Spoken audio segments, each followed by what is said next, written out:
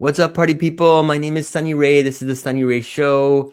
Second interview for the day. We just had an awesome one with Eddie Trivia. My next guest, her name is Laura Patterson. She's an entrepreneur, speaker, and author, and president of VisionEdge Marketing. She's also a board member for several organizations, globally recognized expert in customer-centric growth and marketing performance management, and a leading voice in replacing random acts with customer-centric strategies that deliver measurable, smarter growth.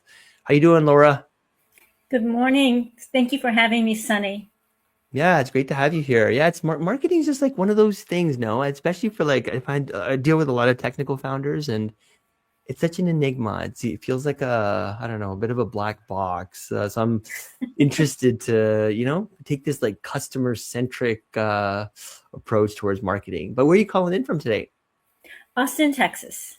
Nice, nice. Okay, so Laura, what does Vision Edge do? What is Vision Edge marketing? And yeah, why should the listener care? Okay. Well, so what we founded this company, and I've been at the helm of it since 1999. And when we started out, uh, we are a result of people coming to us and saying, "Can you help us do a better job at positioning and messaging? Can you help us do a better job of identifying our best customers, or identifying new markets, or identifying ways to enter a new market? Can you help us do?" There were lots of help us do. And that's how Vision Edge Marketing got started, by people asking us, at the team that I eventually put together, to do things that required the ability to make better growth decisions, but using data, and then to be able to execute on those decisions with efficient processes and measure the results. So we work with mid-market and larger B2B companies to accelerate their growth based on data-driven decisions and process and performance management. Fascinating. So just to kind of slow it down a bit, Laura, I was reading about your background. So you spent years at Motorola across marketing operations, product marketing, and customer loyalty, before founding Vision Edge in 1999. So what did you see moving through those kind of like different seats that convinced you measurement, not execution, was kind of like the missing piece? So I've been around the block a few times, Sunny, and I started my career actually in financial services, in a company that you may have heard of, State Farm. And from there, and did some other work in the healthcare and insurance industries, and ended up in a technology startup. This will date me, which was, we had a application for the durable medical equipment industry that ran on a Wang 2200. So if people out there know what a Wang is, now you know, sort of my era and my generation. So that was really early on technology, and that is what allowed me eventually to be recruited by Motorola, who was looking for people with technology startup experience and in a background in sales, marketing, and customer service. So customer centricity has really been a key part of my career all those years. And after Motorola, I had the privilege to create a customer loyalty product for a financial services organization that led to leading a software company's repositioning, and then ultimately to Vision Edge Marketing.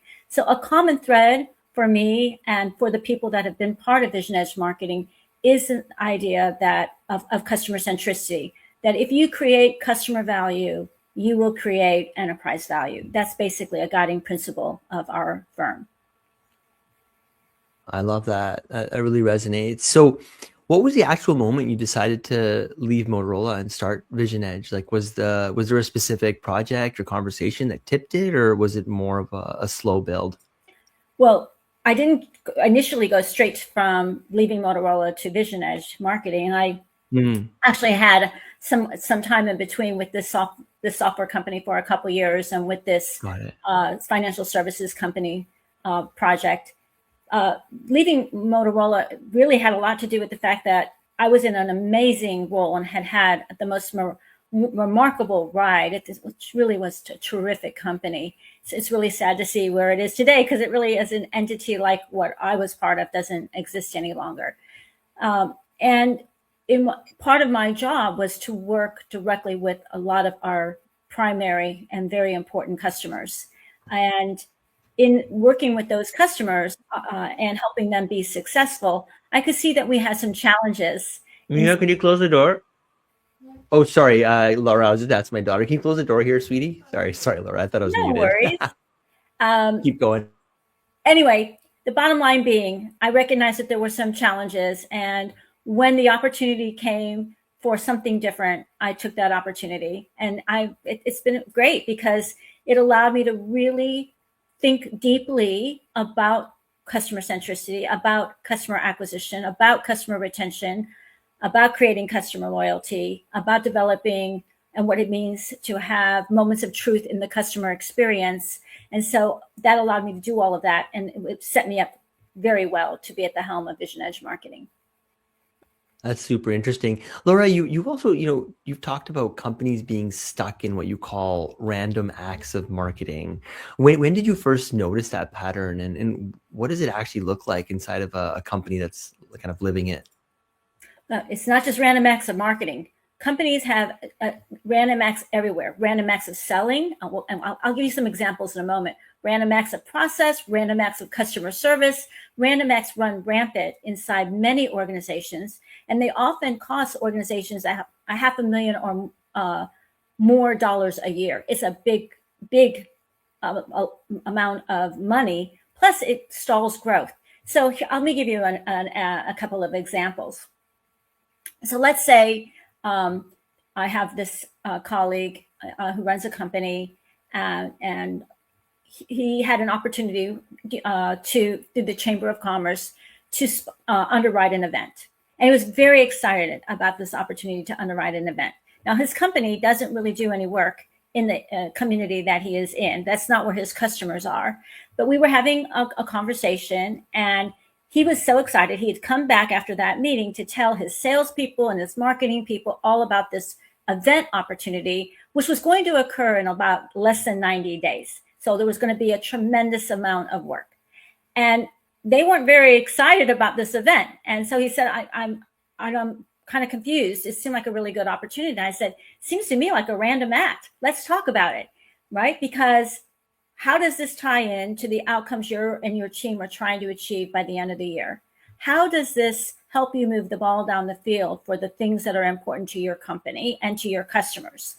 Given everything that your people already have on their plates with the end of the year targets and the end of the quarter targets and planning for the coming year, where does this fit into their ability to succeed for you and the ability for your company to be successful? And as we walked through that conversation, it became pretty evident that this event was going to become a random act. It really didn't connect back to anything the company was planning to do or had committed to doing or in any service to a customer. So eventually he pulled out of that event and graciously and said, let's do it when it makes more sense for all of us. And I can do it inside a plan where that event connects to what it is we need to accomplish. So that's just an example. And CEOs do that all the time. I don't know about your background, Sunny, but maybe you had some experiences where people will just pop in and say, let's go do this, right? And it may not be very clear to you where that fits in what the company is trying to achieve. It may actually have something to do with what the company is trying to achieve, but it might not. And salespeople are notorious for random acts, right? They come back after trying to close a deal, and they tell people, here's what I negotiated with this customer. And 2 or 3 of the things that they negotiated for the customer aren't even things that the company is delivering right now. So those are creating random acts, right? Random acts of selling. So those are some examples. Maybe some of the people listening can relate to that. And I can be happy to share many other examples. No, definitely. I mean, guilty as charged.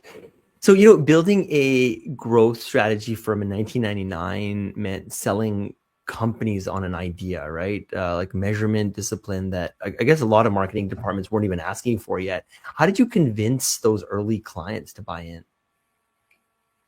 Oh, great question. So let's wind the clock back just a little bit. I read this article in 1999 that was written by Christine Moorman, who was at Duke, and it was on marketing performance accountability. And it really resonated with me because I had come out of a company, Motorola, where accountability was a very big deal. And we reported regularly on what we were doing. So in my career at Motorola, one of the opportunities I had was to present at what we called an operations review. And people have probably heard me tell this story a million times. And when I got a new boss and I went to his operations review and I had presented what we were doing in marketing. And a couple months later, after doing this presentation for him over several months, I was invited to when he presents to his leadership team. And nothing that I had shared with him about marketing, which was a huge part of the organization and what I was actually spending, my 60 hours a week doing, was included in his presentation. So later that day, as he was whipping around the corner and stopped into my office, I said to Gary, thank you so much for letting me come to today's presentation. I really appreciated the opportunity to be included. I was just noticing that none of the information that I'd given you about marketing was included in the presentation. What can I give you that would be more helpful? And the very first thing he said to me after I asked that question was, what is your job? And I was stunned because I wasn't really sure what was happening. I thought, well, maybe I'm about to get fired, right? And he was very gracious. He just jumped right in and said, your job. Says, I don't expect you to sell because you're in marketing, but I expect you to enable our organization to be successful.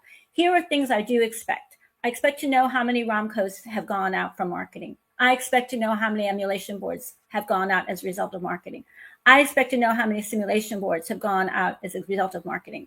I expect to know how many application notes had been requested as a result of marketing. He gave me a list of things he wanted to know. And he wanted to know how that was tied back to what we were achieving in sales and what I was spending on behalf of the organization. And I looked at him and said, I can do that. I really didn't have a clue how to do that, Sonny. But I had a colleague in finance, and all the data at that time was, my computer just had a blank screen and a blinking green light. So I didn't have a lot of information that was easy to get access to, but finance had it. So I went over to my finance guy and I said, Enrique, how could we create some data and some information that would tell Gary what we're doing, how well it's working, what we should keep doing, and how much it's costing. And we put something together. And that was the beginning of really understanding how to make marketing accountable. I know that's kind of a long answer, but that became the roots of everything we do in VisionEdge Marketing is what are the business outcomes? So I say this to every CMO, every chief growth officer that we have ever worked with, every CEO, every COO. What are the outcomes in very measurable customer-centric terms that your company needs to achieve? And then for each of the functions in that organization, they should be able to know what is it that you expect this organization, this part of the organization to do to help achieve that? And how will you know we did? And if you can answer those three questions, you can begin to set up measurements. So all KPIs in the company, key performance indicators, should be tied to what the outcomes are. So maybe it's increasing share of wallet, for example, in a particular customer segment. Maybe it's increasing product adoption in a particular customer segment. Maybe it's increasing footprint expansion in a particular customer segment, whatever those KPIs are. So what is sales? What is marketing? What is product? What is service supposed to do? So that's how it trickles down. And that's how we ended up getting known in the marketing performance management space, because we started doing a lot of research and a lot of work and helping a lot of companies get that right. And so thanks for asking, and thanks for letting me tell a long story. Oh, that's great. And Laura, what did the earliest version of VisionEdge's methodology look like compared to what it is today? Well, we actually started and announced pretty early out of the gate what we call the Smart Start Services Suite. And it was basically already frameworks on setting up how we can do market customer research, competitive intelligence, which was done inside what we called a quick start. And then how do you take that, convert that into something that's a go-to-market plan or a strategic plan or a marketing plan or a sales plan And then what is the positioning and messaging around that? And that takes you into Market Smart and actually implementation. So we did that right out of the gate for our customers and came up with frameworks out of the gate. And from that, eventually, I have a patent for a software as a service product called Excellence, which is basically the ability for companies to create these customer-centric, measurable plans that will then help you look at how you've allocated your outcomes financially. So when the CFO comes and says, let's talk about some of the changes we can make to the budget, whether up or down, you can actually look and see where your money is going by outcome as opposed to a sub-account, right? It helps you set up the beginnings of your dashboard, and it helps you begin to calendarize your activities. So that's another example of how we went forward. And then the circle of traction also evolved out of that. So each as we grew and evolved and got even more expertise, we expanded into other frameworks. So the circle of traction, which was included in my 4th book, Fast Track Your Business, really talks about the process and steps you need to take in order to achieve customer-centric growth and grow faster. Wow. And Laura, after what, 25 plus years and what, 300 plus companies, is there one belief about growth you had on day one that turned out to be completely wrong? That was wrong. Yeah, I think I could say that there was something. I think that we thought that there was a lot of challenges around execution, I think early on. And what we kind of came to the conclusion that it's not about executing faster. It's not even about hiring better people. It's not even about better using technology. I think a lot of companies, especially with the advent of AI, and before that with cloud, and before that with mobile, and before with all the technology, I think that really companies are pretty efficient and they are pretty smart. The challenge is around alignment. I think that's where we didn't understand how misaligned many organizations are, and they're not aligned around customer value at the start. So fixing that alignment and strategic clarity is kind of where we ended up moving more toward, as opposed to doing things better, faster, smarter. Got it. Cool. So there's what, like I think a Bain finding that you cite, right, where 80% of companies believe they deliver a superior customer experience, but only I think something like 8%, right? Less than 10% of their customers actually agree. When did that gap stop being, a statistic to you and start being something that you saw firsthand in client after client? Oh, I think we all have experience in working as consumers with organizations, and the company probably thinks that they're delivering a far better experience than what we may be actually experiencing ourselves. So it happens in companies all of the time. And it's going to be interesting to watch things play out as more and more companies move to AI agents and non-human entities to serve customers in any capacity. For me personally, I want to talk to a human when I have a problem. Otherwise, I don't need to call you or reach out to you. I can just go on to Google and do a search or do an AI prompt or whatever. So when I'm calling you, I really want to talk to somebody. And I want to talk to somebody who is going to have a conversation with me that is helpful. So I always find it, frustrating when they have the scripts and they have to get through their scripts before I can tell them why I'm calling. For me, I don't know about other people, but for me, time is the most precious thing I have. There is just nothing more precious to me than time. So long hold wait times and having to wait for someone to get through their script, having to get passed from one person to the next, these are things that I personally find frustrating. So let me give you I'll give you a personal example. I don't want to pick on any particular company, and I certainly won't want to divulge anything from a customer's perspective. But not that long ago, so when we started the company, we got a credit card. A lot of people do. We got a credit card through Capital One. Do you have Capital One up there? Okay. Well, it's Capital One. And anyway, got a credit card through Capital One. And over many, many years, many conversations, great account with them, great relationship with them. We've always paid all of our credit cards on time and in full. We have a great relationship. And I get a letter from Capital One informing me that they are going to arbitrarily change our credit limit. And I have no idea why. There's no explanation. It's just, we're changing your credit limit, and then we're reducing it. And so I called up customer service at Capital One, told them who I was and that I was concerned and I didn't really want to lose the credit limit. What could I do? And why did it happen? What did I do wrong? How do I fix it? And the answer I got from that person was, it's not fixable. Okay, that was the answer. So I said, what do you mean it's not fixable? And the woman was very nice, but she said, it's a done deal. It's not fixable. I said, well, can I speak to a next level up?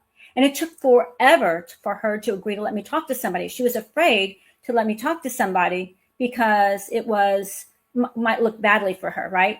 So I eventually get to speak to someone who confirms that there is absolutely nothing that I can do to get the credit limit back up. After decades, over 2 decades of working with this company, I said, well, how do I appeal it? And they said, well, you can send a fax or a letter, not an email, a fax. Who has a fax machine, Sunny? Who has a fax machine? Okay, all right. So I got off the phone. What do you think I did right there and then? Leave? I don't know. What did you do? I went online to look for other credit cards, just like anybody else would. And I found one that I thought was suitable for our company. I talked to our finance guy. We applied for an American Express and we got approved right away. And what do you think the credit limit was? More? Yes, exactly. And so bye-bye Capital One, hello American Express. That's an example of a moment of truth, right? So a moment of truth with that experience that I'm sure that the customer service people, they did everything they should do. They went by the script. They were nice, right? But from my perspective, it was not a good outcome and it was not a good experience. And the fact that this first level was so reluctant to let me speak to the next level, that was a deterrent, right? She was deterring me and creating friction in the conversation. So as a company as your company and in your community is listening to these, they can ask themselves, how would we have handled something like that? What kind of experience would we have created? So I'm about to do something similar. I think I mentioned to you that my phone died yesterday. I've had it a very long time and it has been worked very hard. And I purchased a new phone. Oh my gosh, it's been so long since I had a phone. I had no idea how expensive they had gotten. Anyway, I'm going to now consider whether I want a new phone service. And so I'm going to have a conversation with the company that I've been with since 1999 with the same phone service to find out what are they offering, because they keep raising their rates. And so that will be an interesting conversation probably later today with the phone company, giving them the opportunity to be competitive and create a better experience for a long established customer. Are those the kinds of examples that people on your community find helpful? I don't know. I guess we'll find out. I find it helpful. I haven't talked to them right now, but because I want to add value to the conversation here. I want to make sure they're walking away with something that will be helpful. I know one thing that would be helpful is, I guess, like in the prep notes, right? This conversation, you said that the biggest barrier to growth isn't poor execution. It's pursuing the wrong opportunities well. I love that, right? So climbing the wrong tree or something like that. Can you walk through a company that was genuinely excellent at execution, but was kind of like aimed at the wrong target the whole time? Oh, well, sure. And that can fall quickly into the random access selling. So let's talk a little bit about that. I don't know enough about your background, Sunny, but perhaps you are familiar with salespeople who will come in and say, I was talking to so-and-so, and I think they would be a great opportunity. And I think we should sit down with them and see what kind of a deal we can make. It's not a customer you've ever done work with before. It's not in a market you've ever done work before, right? But this person wants to close a deal. And in sales-centric companies, this is not uncommon, because in sales-centric companies, it's all about making the number, whether it's the number at the end of the month or the number at the end of the quarter, and they're going to do whatever they can to make a number. And so you might find yourself all of a sudden as a company working with various customers that may or may not be profitable for you, that do not give you opportunities to get into a larger, more customers in that market. It could be any number of things. It could derail you from focusing on opportunities where you could be more profitable, or you could expand your market share or grow your share of wallet with a customer. Because I don't know about you, but for me, I have yet to work with a customer who has unlimited resources. They have more money, more people, more anything than they know what to do with. It always seems that there are limitations. So if resources are sent, a product resource, a design resource, an architectural resource, an IT resource is sent off to work on this customer, and they end up not being profitable, that's an opportunity that was a lost opportunity to things that might have been more profitable or might have been a better customer. So that's an example. Making a product. Someone comes in and says, I have a really great idea of what we ought to be doing with this product. And they have great ideas. And they don't do any research. They don't do any customer research or market research to even find out whether or not people would adopt this new product or this new feature, right? So think about the amount of money and time that a company might make or take to put into that new product or new service or new enhancement or new feature without knowing whether or not it's going to have any traction in the marketplace. So that would be a random act of product development, right? So these are all examples of pursuing the wrong opportunities. There are many of them. I mean, we could fill up our whole conversation with slews of examples. You also had a really interesting take, Laura, on like MPS and kind of these scorecards, right? So what experience broke your trust in kind of the old scorecards? So I worry about the discipline of marketing, and we don't spend very much time any longer in that space because we spend so much more time at the C-suite level and in the strategy level, the alignment level. But my roots are there, and so it's near and dear to me as a discipline. I worry because many B2B marketing organizations have been subjugated under sales to essentially create qualified opportunities for salespeople. So predominantly demand gen. There might be some organizations, they might be focusing on brand or authority, content, whatnot, but that's marketing in a very tactical way. That's very downstream. All of that is downstream marketing. And for companies to be successful, they have to have really good, what we would call upstream marketing. That's where you are making those very strategic decisions about customers and markets and segments and products and channels, all those upstream things that today are being done by other roles or functions. And so that worries me somewhat for the marketing discipline. Laura, this has been fascinating. So I guess, help me land the plane with this one. If a CEO could fix exactly one disconnect in their business this year between strategy, execution, and measurement, which one would you tell them to fix first, and why? I would tell them to make sure that they have very, very clear, specific, customer-centric, measurable business outcomes. And they have they have clearly communicated with each of their teams how that function is expected to help move the ball down the field and how they know they're going to do it. Because and then keeping them focused on that, the alignment around that. So strategic clarity and alignment. That would be where I would say, put your energy. Awesome. Laura, so where do you have a podcast yourself, or where do people learn more about you? Do they go to LinkedIn and then maybe share the website as well? And then we can. I would love to connect with them on LinkedIn. Yes, What's Your Edge is a podcast. We do have a YouTube, and mostly it's customers that are our guests, sharing their experiences.